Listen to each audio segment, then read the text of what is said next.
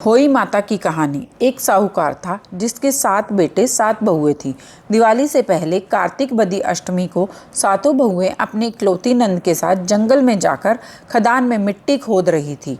वहां पर स्याहू की मान थी। मिट्टी खोदते समय ननंद के हाथ से स्याहू का बच्चा मर गया। इससे स्याहू माता बहुत नाराज हो गई और बोली कि मैं तेरी कोख बांधूंगी। अपनी सातों भाभियों से बोली कि तुम में से कोई अपनी कोख बंधवा लो। तब भाभियों ने अपनी कोख बंधवाने से इनकार कर दिया, परंतु छोटी भाभी सोचने लगी कि अगर मैंने अपनी कोख नहीं बंधवाई तो सासू जी नाराज होगी। यह सोचकर ननंद के बदले में छोटी भाभी ने अपनी कोख बंधवा ली। अब इसके बाद उसको जो बच्चा होता वह 7 दिन का होकर मर जाता। एक दिन उसने पंडित को बुलाकर पूछा कि मेरी संतान 7वें दिन क्यों मर जाती है।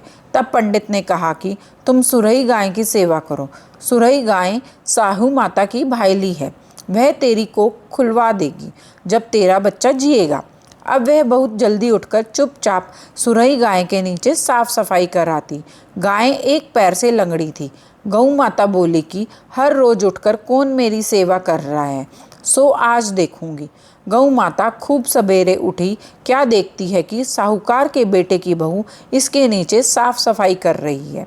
गौ माता उससे बोली कि क्या मांगती है। साहूकार की बहू बोली कि स्याहू माता तुम्हारी भाईली है और उसने मेरी कोख बांध रखी है, सो मेरी कोख खुलवा दो। गौ माता ने कहा अच्छा है। अब तो गौ माता समुद्र पार साहूकार की बहू को अपनी भाईली के पास लेकर चली।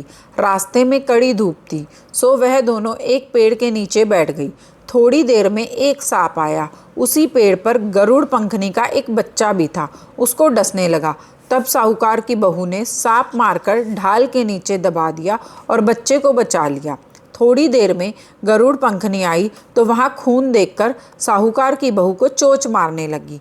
तब साहूकार की बहू बोली मैंने तेरे बच्चे को नहीं मारा, बल्कि सांप तेरे बच्चे के करीब आया था तो मैंने तो उसे तेरे बच्चे की रक्षा की है। यह सुनकर गरुड़ पंखनी बोली कि मांग, तू क्या मांगती है। वह बोली 7 समुंदर पार स्याहू माता की रहती है, हमें तू उसके पास पहुंचा दे। तब गरुड़ पंखनी ने दोनों को अपनी पीठ पर बैठाकर स्याहू माता के पास पहुंचा दिया।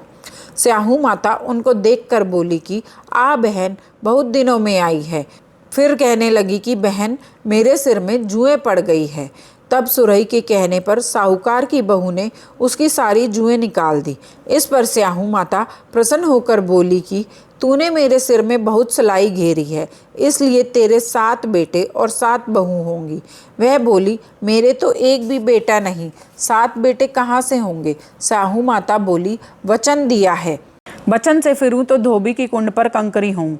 तब साहूकार की बहू बोली कि मेरी कोख तो तुम्हारे पास बंद पड़ी है। यह सुन स्याहू माता बोली कि तूने मुझे ठग लिया। मैं तेरी कोख खोलती नहीं थी, पर अब खोलनी पड़ेगी। जा, तेरे घर पर तुझे 7 बेटे 7 बहुएं मिलेगी। तू जाकर उजमन करियो, 7 ओही बनाकर 7 कढ़ाई करियो। वह लौटकर घर आई तो वहां देखा कि 7 बेटे 7 बहुएं बैठे हैं।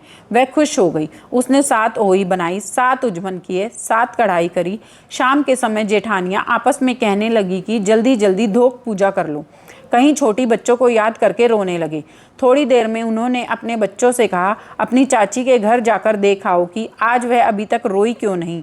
बच्चों ने आकर कहा कि चाची तो कुछ मांड रही है, खूब उजमन हो रहा है। यह सुनते ही जेठानियां दौड़ी दौड़ी वहां आई और आकर कहने लगी कि तूने कोख कैसे खुलवाई। वह बोली तुमने तो कोख बंधवाई नहीं थी, सो मैंने कोख बंधवा ली थी। अब स्याहू माता ने कृपा करके मेरी कोख खोल दी है। हे स्याहू माता, जिस प्रकार उस साहूकार की बहू की कोख खोली, उसी प्रकार हमारी भी कोख खोलियो।